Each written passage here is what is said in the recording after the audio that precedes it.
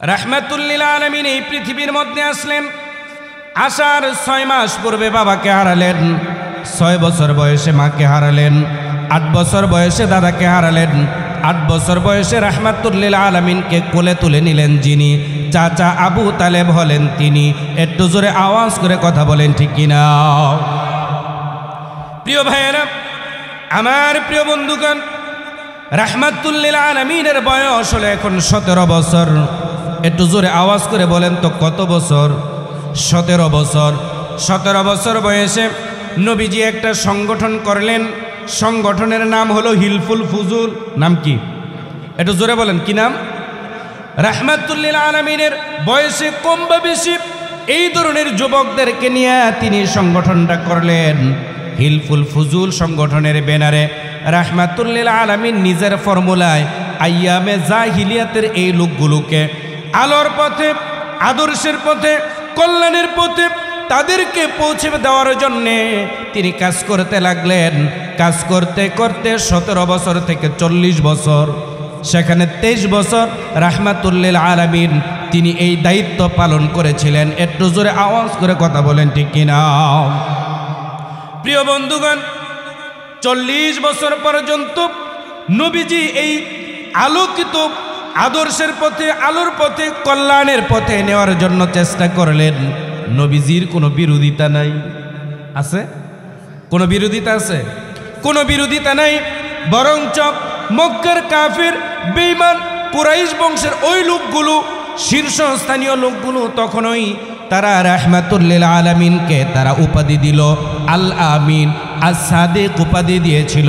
একটু জোরে আওয়াজ করে কথা বলেন ঠিক কিনা? কি উপাধি দিছে? আল আমিন, আস-সাদিক। তারা আবু জাহেলকে নেতা মানে, আবু জাহেল রে নেতা মানে, কিন্তু তারা বিশ্বাস করে না। কারণ হলো তারা জানে আবু জাহেল হলো একটা স্বৈরাচার। আবু জাহেল কি? একটু জোরে বলেন না কি? আবু জাহেল হলো স্বৈরাচার, এই জন্য তারা বিশ্বাস করে না। বিশ্বাস করে আমাদের প্রিয় নবী রাহমাতুল লিল আলামিনকে। একটু জোরে আওয়াজ করে কথা বলেন ঠিক কিনা? নবীজিকে বিশ্বাস করার কারণেই তাদের সমস্ত টাকা পয়সা, স্বর্ণ অলংকার সবগুলো নবীজির বাড়ির মধ্যে নিয়ে আমানত রাখতো। আমানত রাখতো কার বাড়ি? নবীজির বাড়ি এনে আমানত রাখতো। আবু জাহেলকে নেতা মানত, কিন্তু তাকে বিশ্বাস করতো না। কারণ তারা জানে আবু জাহেল হলো একটা সবাই বলেন না কি? আবু জাহেল কি? এই জন্য তারা বিশ্বাস করত আমাদের নবী মুহাম্মদুর রাসূলুল্লাহ সাল্লাল্লাহু আলাইহি ওয়াসাল্লাম। এতটুকু বুঝছেন তো? এতটুকু বুঝছেন? এবার সামনের কথাগুলো বুঝার জন্য কিন্তু আমি পিছনের এই কথাটা বললাম। প্রিয় বন্ধুগণ, আমার প্রিয় ভাইয়েরা, রাহমাতুল লিল আলামিন 23 বছর কাজ করলেন। একটা লোক রাহমাতুল লিল আলামিনের বিরোধিতা করলো না, দাওয়াতকে গ্রহণ করলো না। দাওয়াত গ্রহণও করে নাই, আবার বিরোধিতাও করে নাই। কথা কি বোঝা গেল? এবার আপনারা বলেন, রাহমাতুল লিল আলামিনের চাইতে ভালো মানুষ এই পৃথিবীর মধ্যে এসেছে? বর্তমানে আছে? কিয়ামত পর্যন্ত আসবে? তাহলে রাহমাতুল লিল আলামিন যেই দলটা করেছেন নাম হলো হিলফুল ফুজুল, এর চাইতে ভালো দল এই পৃথিবীতে আরো শুনছেন? কথা বলেন। তাহলে এর চাইতে ভালো দল নেই, এর চাইতে ভালো মানুষ নেই। রাহমাতুল লিল আলামিনের চাইতে ভালো বক্তা কি ছিল? কথা বলেন। এর চাইতে ভালো বক্তা কি পৃথিবীতে ছিল? আসবে? তাহলে তার বিরোধিতা করে না, আবার তার দাওয়াতও গ্রহণ করে না। কথা কি বুঝলেন? এবার সামনে আসে। নবীজি চিন্তা করতে লাগলেন, আরে মানুষগুলোর মাথায় হাত দিলাম, পিঠে হাত দিলাম, পায়ে হাত দিলাম, তারপরে লোকগুলো আমার দাওয়াত গ্রহণ করে না। কারণ কি? আমার এই দাওয়াতের মধ্যে, আমার কাজের মধ্যে কোনো ত্রুটি আছে কিনা, কৌশল পরিবর্তন করা লাগবে কিনা। নবীজি আবার চিন্তামগ্ন অবস্থায় হয়ে গেলেন। চিন্তা করতে করতে একান্তে নবীজি চলে গেলেন গারে হেরায়। কোথায়? একটু জোরে বলেন কোথায়? গারে হেরায় চলে গেলেন। গারে হেরায় রাহমাতুল লিল আলামিন তিনি চিন্তা করতে লাগলেন, আইয়ামে জাহিলিয়াতের এই লোকগুলোকে কি করে আদর্শের পথে, কল্যাণের পথে, মুক্তির পথে তাদেরকে আনা যায়, এই চিন্তা তিনি যখন করতেছিলেন, আল্লাহ তাআলা প্রথমবারের মতো জিবরাইল আলাইহিস সালাতু ওয়াস সালামকে সূরা আলাকের প্রথম 5টা আয়াত নবীজির কাছে পাঠিয়ে দিলেন। বলেন সুবহানাল্লাহ। জিবরাইল আলাইহিস সালাতু ওয়াস সালাম রাহমাতুল লিল আলামিনের কাছে আসলেন, এসে বললেন, নবী আপনি পড়েন, ইকরা বিসমি রাব্বিকাল্লাযী খালাক খালাকাল ইনসানা মিন আলাক ইকরা ওয়া রাব্বুকাল আকরাম الذي علم بالقلم علم الإنسان ما لم يعلم। আল্লাহু আকবার। নবীজির কাছে ওহী নাজিল হয়ে গেল। এতদিন নবীজি হিলফুল ফুজুলের ব্যানারে নিজের মন মতো দাওয়াত দিচ্ছেন, নিজের ফর্মুলায় হিলফুল ফুজুলের ব্যানারে। এখন নবী আর হিলফুল ফুজুলের ব্যানারে নাই, এখন নবীজির কাছে ওহী অবতীর্ণ হয়েছে, এখন তিনি রিসালাতের ব্যানারে চলে গেছেন। সুবহানাল্লাহ কন্যা। এখন নবী কার ব্যানারে? এতদিন ছিলেন হিলফুল ফুজুলের ব্যানারে, এখন নবী ঢুকে গেলেন রিসালাতের ব্যানারে। এতদিন কাজ করেছেন নিজের ফর্মুলায়, এখন নবী যে কাজ করছেন আল্লাহর পরিকল্পনায়। সুবহানাল্লাহ বলবেন না? এতটুকু বুঝতে সমস্যা হয়েছে? প্রিয় বন্ধুগণ, এবার সামনে আসেন। নবীজি এই রিসালাতের ফর্মুলায়, আল্লাহ পাকের ফর্মুলায়, রিসালাতের ব্যানারে তিনি যখন কাজ শুরু করে দিলেন, এই কুরআন আল্লাহ পাক রব্বুল আলামিন নবীকে জানাই দিলেন, হে নবী, আপনি আল্লাহ পাকের নামে, আল্লাহ পাকের পরিকল্পনায় কাজ করেন, আপনি এতদিন যা চেয়েছিলেন তা হয়ে যাবে। সুবহানাল্লাহ বলতেন না? একটু জোরে বলেন না সুবহানাল্লাহ। কে শোনাই দিলেন? আল্লাহ তাআলা শোনাই দিলেন, নবী এতদিন আপনি যা চাইছেন, আপনি আল্লাহর পরিকল্পনায় কাজ করেন, হয়ে যাবে ইনশাআল্লাহ। বলেন না মারহাবা। এখন নবীজি কার ফর্মুলায় কাজ করে? কার? নিজের না আল্লাহর? আল্লাহ পাকের ফর্মুলায় নবীজি কাজ করেন। নবীজি যখন আল্লাহ পাকের ফর্মুলায় কাজ করেন, নবীজিকে কেউ পাগল বলে, আল্লাহ প্রতিবাদ করে, ওমা সাহিবুকুম বিমাজনুন, আমার নবী পাগল না। আবার কেউ বলে নবীজিকে জিনে ধরেছে, কেউ বলে নিজ নবী কবি হয়ে গেছে, কেউ বলে সাহিত্যিক হয়েছে, কেউ বলে গণক হয়েছে। নবীজিকে এই ধরনের মিথ্যা তোহমত যখন তারা দিতে লাগলো, নবীজি কোনো প্রতিবাদ করে না। প্রতিবাদ আসলো আল্লাহ পাকের পক্ষ থেকে। কার পক্ষ থেকে? একটু জোরে বলেন তো কার? আল্লাহ তাআলা জানাই দেয়, ওয়ামা ইয়ানতিকু আনিল হাওয়া ইন হুয়া ইল্লা ওয়াহয়ুন ইউহা। আল্লাহ রাব্বুল আলামিন জানাই দিলেন, আমার নবী নফসের প্রবৃত্তিকে অনুসরণ করে তিনি নিজ থেকে কোনো কথা বলে না। আল্লাহ পাক রব্বুল আলামিন জিবরাইলের মাধ্যমে যা জানায়, নবীজি দিনের আলোতে রাতের আধারে তোমাদেরকে তা শোনায়। আরো জোরে বলেন না সুবহানাল্লাহ।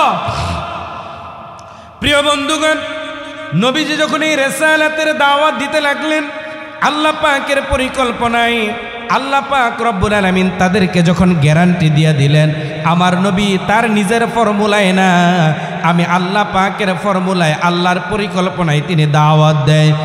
এই মেসেজটা যখন কাফির বেঈমানেরা পেয়ে গেল, এবার নবীজির চলার রাস্তার মধ্যে কাটা বিছায় দেয়, নবীজির গলার মধ্যে কাপড় পেঁচায়া জমিনের মধ্যে আছাড় দিয়ে ফেলে দেয়, নবীজির শরীরের মধ্যে পাথর নিক্ষেপ করে। শুধু তাই নয়, নবীজির দান মুবারককে শহীদ করে দেওয়া হয়েছে, মাথার মধ্যে লোহাকে ডাবিয়ে দেওয়া হয়েছে।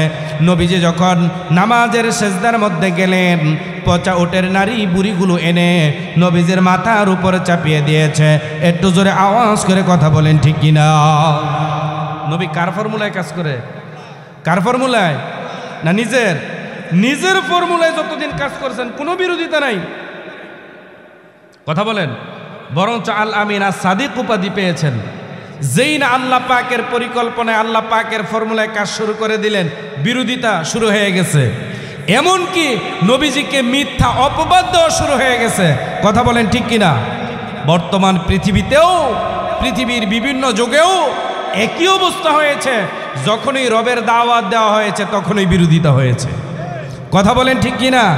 আমার প্রিয় বন্ধুগণ, এই দুনিয়ার মধ্যে দেখবেন কত রঙের কত রকমের দল আছে, ওই সমস্ত দল নিয়ে তো মাথা ব্যথা নাই, যত মাথা ব্যথা হলো আল্লাহর পছন্দের দল নিয়ে। একটু জোরে কথা বলতে হবে, ঠিক কি ঠিক না? আরো জোরে বলেন ঠিক কি না? কথাগুলো আসবে যখন সামনে বলবো তখন। আমার প্রিয় বন্ধুগণ, আমার প্রিয় ভাইয়েরা, রাহমাতুল লিল আলামিন আল্লাহ পাকের ফর্মুলায় কাজ করেছেন। নবীজির বয়স হলো এখন 52 বছর। কত? একটু জোরে বলেন কত? তার আগে আরেকটা ঘটনা ঘটে গেল, সেটা শোনাই দেই। নবীজিকে যখন তারা এত অত্যাচার নির্যাতন শিয়াবে আবু তালেবে জেলখানার বন্দি করেও, যখন নবীজিকে আল্লাহ পাকের পরিকল্পনায় আল্লাহ পাকের ফর্মুলার এ দাওয়াত থেকে যখন তাকে বিরত রাখতে পারলো না, তখন তারা নবীজিকে একটা শান্তি প্রস্তাব দিল। কি প্রস্তাব? একটু জোরে বলেন। কিরকম শান্তি শুনলেই বুঝতে পারবেন। তাদের বাসায় নবীজিকে একটা প্রস্তাব দিল চাচা আবু তালেবের মাধ্যমে। চাচা আবু তালেব এসে বলল, বাতিজা, চাচা বাতিজার মধ্যে দ্বন্দ্ব রেখে লাভ কি? তারা একটা প্রস্তাব দিছে, প্রস্তাবটা মেনে নাও। এক নাম্বার হলো, মুহাম্মদ সাল্লাল্লাহু আলাইহি ওয়াসাল্লাম তুমি যদি আমাদের দেশের প্রেসিডেন্ট হতে চাও বানায় দিব। তুমি যদি সবচাইতে ধনী হতে চাও আমাদের সব সম্পদগুলো তোমার পায়ের কাছে এনে জমা করে দিব। ও মুহাম্মদ, তুমি তো 25 বছরের যুবক, 40 বছরের একটা রমণীকে বিবাহ করেছ। তুমি যদি সবচাইতে সুন্দরী রমণীকে বিবাহ করতে চাও, দেনমোহর জেওর অলংকার যা কিছু দরকার আমরা ব্যবস্থা করব, তুমি রাজি হয়ে যাও। 4 নাম্বার প্রস্তাব দিল, মুহাম্মদ গো, তুমি যদি অসুস্থ থাকো তাহলে আমাদেরকে বলো, আমাদের দেশের সবচাইতে ভালো ডাক্তারটা তোমার জন্য নিয়োগ করব। আমাদের প্রিয় নবী সাল্লাল্লাহু আলাইহি ওয়াসাল্লাম কে রাজি হয়েছেন? একটু জোরে বলেন, রাজি হয়েছেন? কি করছেন? কি করছেন? প্রত্যাখ্যান করছেন। কথা বলেন ঠিক কিনা? তিনি বললেন, চাচা যান, এগুলো তো তাদের দ্বারা দেওয়া সম্ভব। ওই আকাশের চন্দ্র আর সূর্য আমার দুটি হাতে যদি তুলে দেয়, তারপরেও তাদের প্রস্তাবকে মেনে নেওয়া সম্ভব নয়। আল্লাহর হাবিব সাল্লাল্লাহু আলাইহি ওয়াসাল্লাম তাদের এই প্রস্তাবগুলোকে প্রত্যাখ্যান করলেন। একটু জোরে আওয়াজ দিয়ে কথা বলেন ঠিক কিনা? এখানে ছোট্ট করে একটা কথা বুঝেন, কানটা খোলেন। রাহমাতুল লিল আলামিন তিনি যদি তখন চাইতেন প্রেসিডেন্ট হতে পারতেন কিনা? একটু জোরে বলেন, পারতেন? রাহমাতুল লিল আলামিন প্রেসিডেন্ট, আবু জাহেল হলো গিয়া প্রধানমন্ত্রী, উতবা স্বরাষ্ট্রমন্ত্রী, সাহেবা পররাষ্ট্রমন্ত্রী। তাহলে পুরো ক্যাবিনেট কাফের, বেঈমান, মুনাফিক দিয়া ভরপুর। সেখানে রাহমাতুল লিল আলামিন প্রেসিডেন্ট হয়ে এই কোরআনুল কারীমের দাওয়াত, এই কোরআন দিয়ে তিনি কি রাষ্ট্র পরিচালনা করতে পারতেন? জোরে বলেন, পারতেন? পারতেন না। এই জন্য রাহমাতুল লিল আলামিন তাদের প্রস্তাবকে প্রত্যাখ্যান করলেন, ডিনাই করে দিলেন। সুবহানাল্লাহ কোন? আরো জোরে বলেন সুবহানাল্লাহ। রাহমাতুল লিল আলামিন তাদের প্রস্তাবকে প্রত্যাখ্যান করলেন। প্রিয় বন্ধুগণ, রাহমাতুল লিল আলামিন তাদের প্রস্তাবকে প্রত্যাখ্যান করার পরে যেই ঘটনাটা ঘটে গেল, আমি সংক্ষেপে কথাগুলো বলবো এবার চিতার মতো দৌড়িয়ে। আমার প্রিয় বন্ধুগণ, আমার পিছনে যেহেতু আরো লোক আছে কথা বলার, এখানে লম্বা কথা বলার সুযোগ হয়তো হবে না। আমার প্রিয় ভাইয়েরা, আমার প্রিয় বন্ধুগণ, চাচা আবু তালেবের মাধ্যমে প্রস্তাব দিল, নবীজি প্রত্যাখ্যান করলেন। নবীজির বয়স হলো এখন 52 বছর। নবীজির বয়স এখন কত? একটু জোরে বলেন তো কত? 52 বছর। রাহমাতুল লিল আলামিনের 27 বছরের জীবন সঙ্গিনী মা খাদিজাতুল কুবরা রাদিয়াল্লাহু তাআলা আনহা তিনি ইন্তেকাল করলেন। 2 মাসের ব্যবধানে যেই চাচা 8 বছর বয়সে তুলে নিলেন, আজকে রাহমাতুল লিল আলামিনের বয়স হলো 52 বছর। 44টা বছর যেই চাচা বাতিজাকে চোখে চোখে রাখলেন, নিজের সন্তানকে না খাওয়াইয়া বাতিজারে খাওয়াইছেন, নিজের সন্তানকে কোলে না নিয়ে বাতিজারে কোলে নিয়ে রাখছেন। কথা বলেন। এই চাচা আর প্রিয়তমা স্ত্রী মা খাদিজাতুল কুবরা আর চাচা আবু তালেব, এই 2টা লোক 2 মাসের ব্যবধানে এই দুনিয়া ছেড়ে পরকালীন জগতে যখন চলে গেলেন, রাহমাতুল লিল আলামিন এবার নিজেকে অনেকটা অসহায় মনে করলেন। কথা বলেন ঠিক কিনা? অনেকটা অসহায় হয়ে পড়লেন না? সবচেয়ে টাকা পয়সা যা আছেন সব মা খাদিজাতুল কুবরা রাদিয়াল্লাহু তাআলা আনহা তৎকালীন আরব বিশ্বে তিনি 7ম নম্বর শিল্পপতি ধনী ছিলেন। সমস্ত ধনরাশি রাহমাতুল্লিল আলামিনের পায়ের কাছে ছেড়ে দিলেন, বললেন ইয়া রাসূলুল্লাহ যত পারেন খরচ করেন, আর আল্লাহর জমিন আল্লাহর কোরআনকে বিজয়ী করে দেন। আর একটু জোরে বলেন না সুবহানাল্লাহ। নবীজিকে এরকমভাবে তিনি সাহস জুগিয়েছিলেন। প্রিয় বন্ধুগণ, আজকে তিনি দুনিয়ার মধ্যে নাই। তিনি যখন দুনিয়া থেকে চলে গেলেন রাহমাতুল্লিল আলামিন তিনি অনেকটা অসহায় হয়ে পড়লেন। রাহমাতুল্লিল আলামিন অসহায় হয়ে পড়লেন। আল্লাহ তাআলা তিনি যেন চিন্তা করলেন, আসলে আমার নবীকে, আমার বন্ধুকে, আমার দোস্তকে ফেরেশতার মাধ্যমে সান্ত্বনা দিয়ে হয়তো পুরোপুরি শান্ত করা যাবে না। আল্লাহ তাআলা এবার রাহমাতুল্লিল আলামিনকে আরশে আজিমের মধ্যে নিয়ে গেলেন। জোরে বলেন না সুবহানাল্লাহ। এটা কোন মাস? রজব মাস। জানি কিসের মাস? মেরাজের মাস না? রাহমাতুল্লিল আলামিনের মেরাজ হয়েছিল কোন মাসে? এই কথা যখন আসবে তখন বলবো, এতটুকু মনে করাই দিলাম। রাহমাতুল্লিল আলামিনকে আল্লাহ তাআলা মেরাজের মধ্যে নিয়ে গেলেন, যত রকমের কৌশল শিক্ষা দেওয়ার দিয়া দিলেন। আল্লাহ পাকের হাবিবকে আল্লাহ তাআলা সান্ত্বনা দিয়া দিলেন। নবীজি যখন মেরাজ থেকে আসেন 5 ওয়াক্ত নামাজ হাদিয়া দিয়া দিলেন। প্রত্যেকটা মুসলমান নর এবং নারী সকলের উপর আল্লাহ তাআলা প্রতিদিন 5 ওয়াক্ত নামাজকে ফরজ করে দিয়েছেন। একটু জোরে আওয়াজ করে কথা বলেন ঠিক কিনা? সবার উপর 5 ওয়াক্ত নামাজ ফরজ।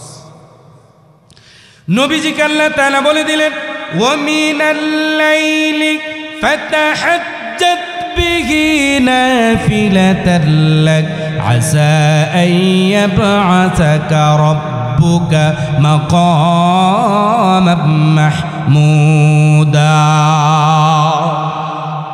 যেহেতু তিনি নবী, এই জন্য আল্লাহ তাআলা তাকে এক্সট্রা আবার একটা দায়িত্ব দিলেন। কিটা সেটা? যে নবী আপনি কি করেন? তাহাজ্জুদের নামাজ পড়েন, রাত্রিকালীন নামাজ পড়েন। সুবহানাল্লাহ বলেন। আপনি বিপদে পড়ছেন, কারো কাছে বলার দরকার নেই, যার কাছে বলবেন সে এই বিপদের সময় আপনাকে আরো জাতাদা। কথা কি বোঝা গেল? এই জন্য কারো কাছে বলার দরকার নেই।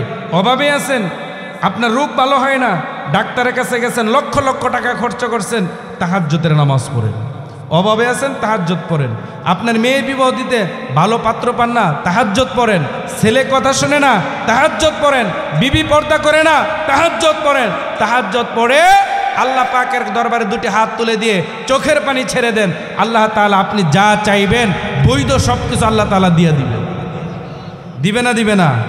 আল্লাহ পাকের কাছে চাইলে আল্লাহ খুশি, আর বান্দার কাছে চাইলে বান্দা বেরাজ। আল্লাহর কাছে না চাইলে আল্লাহ বেরাজ। ঠিক কিনা কথা বলেন?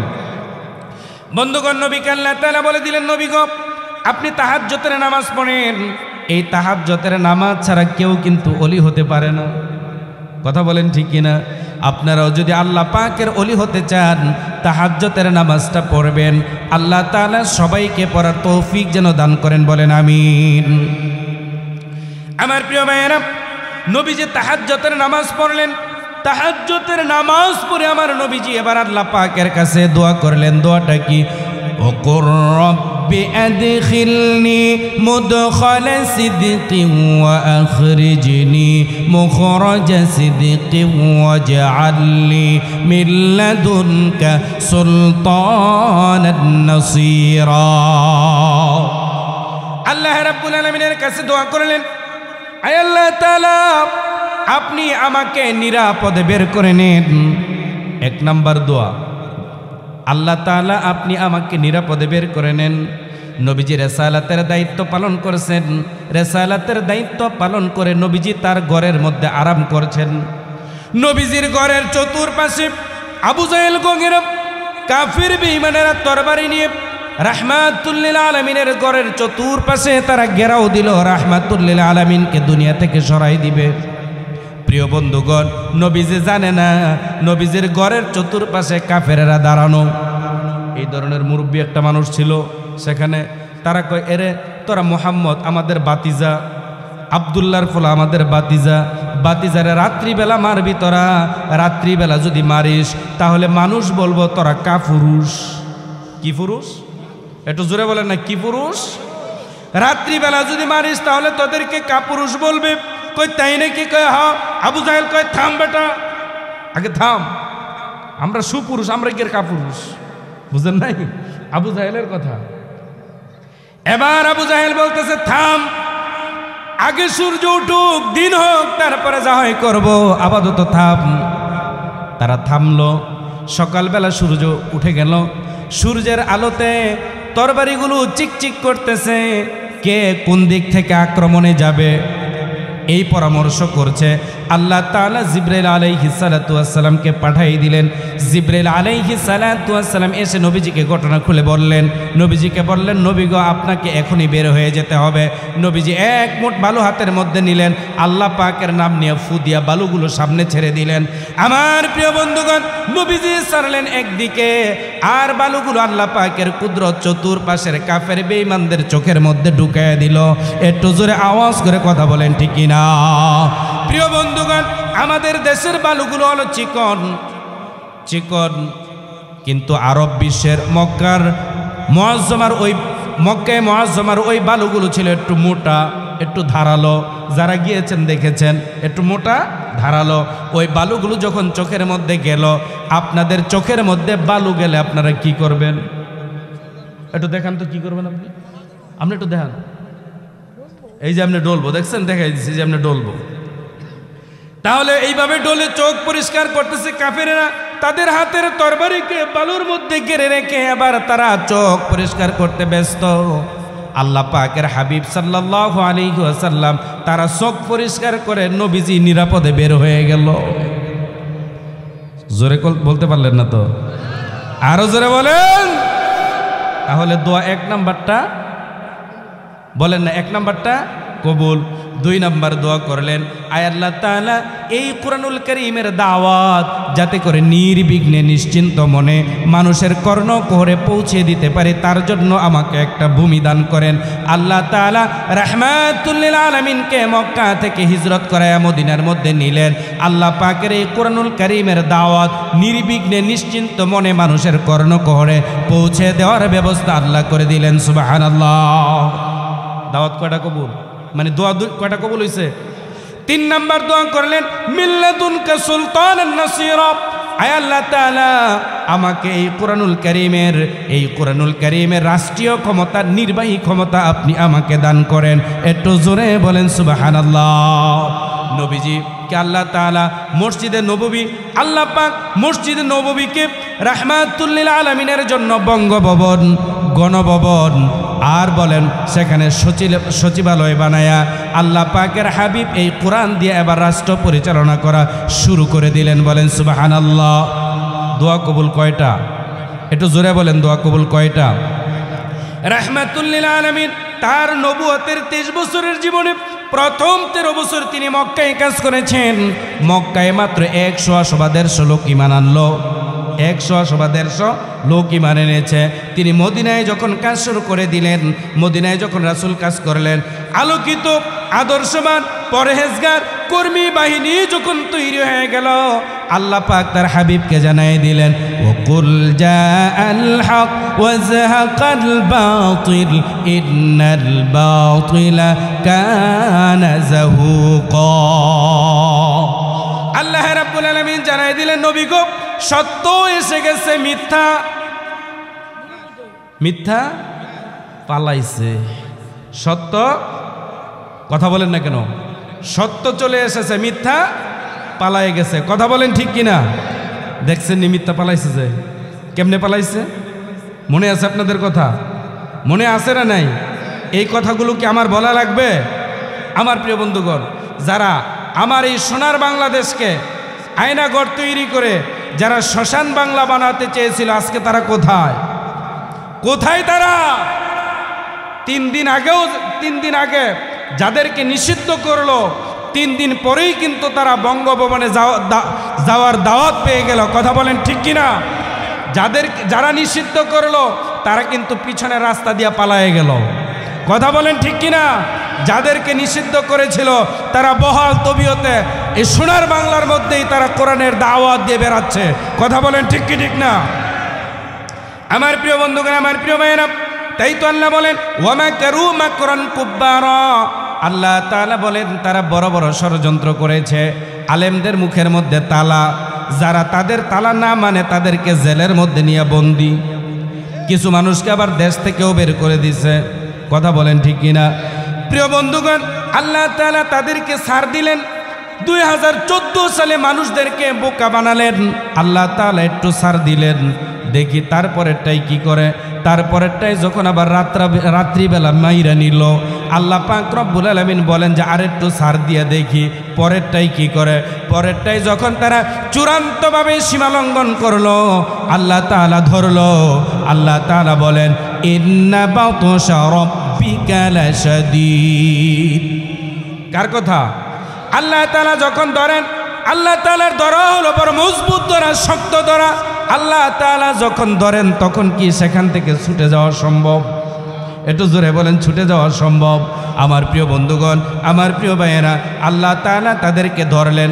আল্লাহ পাক তারপরে বলেন ওয়া মাকারু ওয়া মাকারাল্লাহ ওয়াল্লাহু খায়রুল মাকিরিন।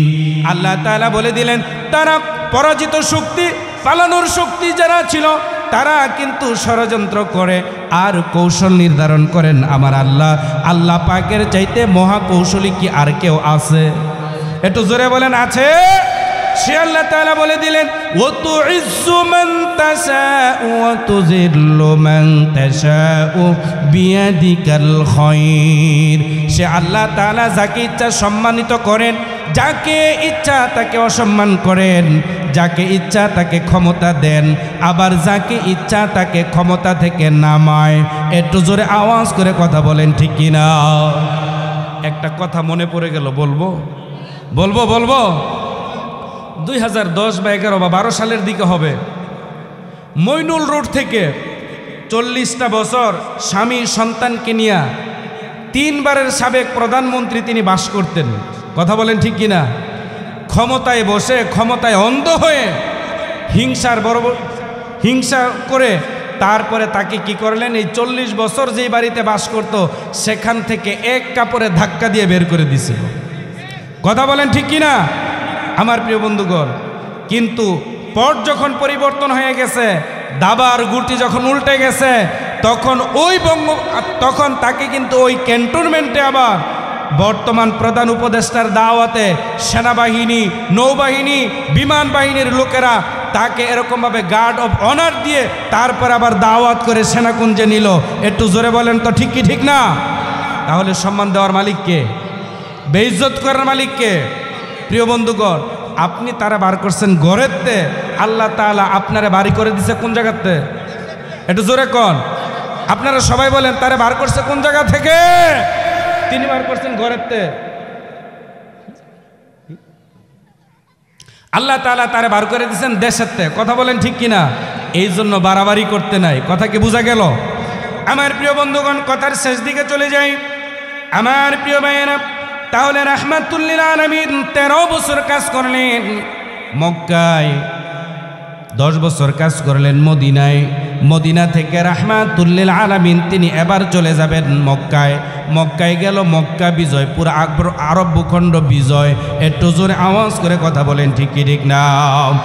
প্রিয় বন্ধুগণ, রাহমাতুল লিল আলামিনের ইন্তেকালের মাত্র 81 দিন পূর্বে আল্লাহ তাআলা সূর্য ডুবু ডুবু অবস্থায় আরাফার ময়দানে রাহমাতুল লিল আলামিনকে জানিয়ে দিলেন আল-ইয়াওমা আকমালতু লাকুম দীনাকুম ওয়া আতমামতু আলাইকুম নি'মাতি ওয়া রাদিতু লাকুমুল ইসলাম দীনা। আর জোরে বলেন আল্লাহু আকবার। আল্লাহ তাআলা জানাই দিলেন নবী গো, ও নবী, আমার পক্ষ থেকে যত রকমের নিয়ামত ছিল পূর্ণ করে দিলাম। দল হিসাবে শুধুমাত্র ইসলামকে আপনার জন্য মনোনীত করে দিলাম।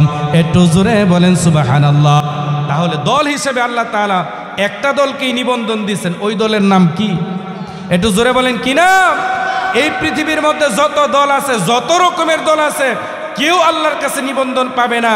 আল্লাহর কাছে নিবন্ধন পাবে তারা, ইসলামী দল যারা আল্লাহর জমিন, আল্লাহর কোরআনকে বিজয়ী করে দিয়ে রাষ্ট্রীয় ক্ষমতায় নিতে চায় যারা। একটু জোরে কথা বলেন ঠিক কিনা আপনারা? আমার প্রিয় বন্ধুগণ, আমার প্রিয় ভাইয়েরা, নবীজি এবার বিদায়ী হজের ভাষণ দিবেন। কিসের বিদায়ী হজের ভাষণ দিবেন? প্রথম 13 বছরে তিনি 100-150 লোক তিনি মাত্র ইসলাম গ্রহণ করাতে পেরেছিলেন, ঈমান এনেছিল। এবার নবীজি যখন বিদায়ী হজের ভাষণ দিবেন, নবীজির সামনে এবার 100 লাখ সাহাবী। কত? জোরে বলেন কত? 100 লাখ। এবার নবীর সামনে কত লাখ?